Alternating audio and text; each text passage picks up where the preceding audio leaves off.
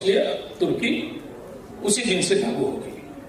तो हमने किंतु परंतु बहुत सारे छोड़े। और दूसरी बात कि हम अंग्रेजी पढ़ते क्यों हैं, कुछ तो कारण होगा। क्योंकि हमें सरकार का दृष्टिगत दोष दिखता हूं।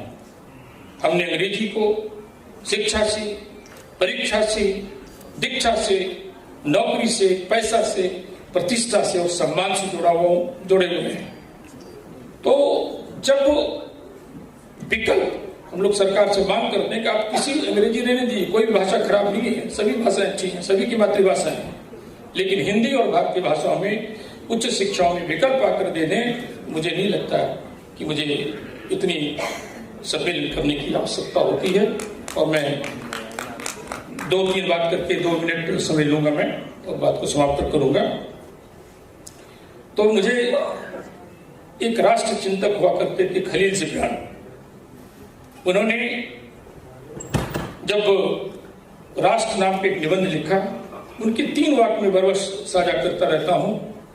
वो लिखते हैं कि जिस देश के नागरिक अपने देश में उगे हुए अन्न नहीं खाते उसकी भूख नहीं जाती, और जिस देश के नागरिक अपने देश में बुने हुए कपड़े को नहीं पहनते उसकी नग्नता कभी नहीं जाती, और जिस राष्ट्र में छोटे छोटे टुकड़े में अपने को स्वतंत्र राष्ट्र समझता हो उससे दयनीय राष्ट्र नहीं देखा।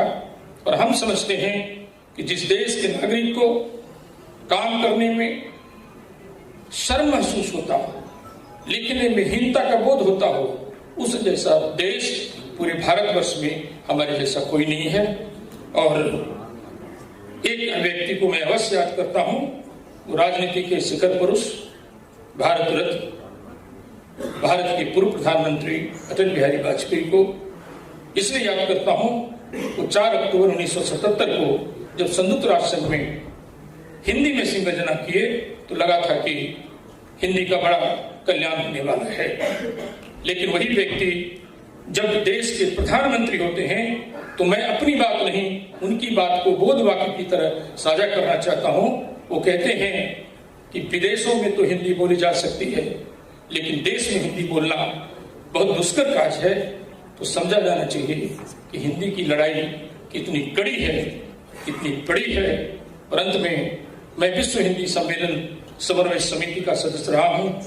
मुझे देश में विदेशों में भी प्रचार प्रसार करने जाना होता है, और जब मुझे विश्व हिंदी सम्मेलन से कोई ऊपर आके पूछ ले, हिंदी को ज्ञान ही नहीं विज्ञान की भाषा, शासन की भाषा, प्रशासन और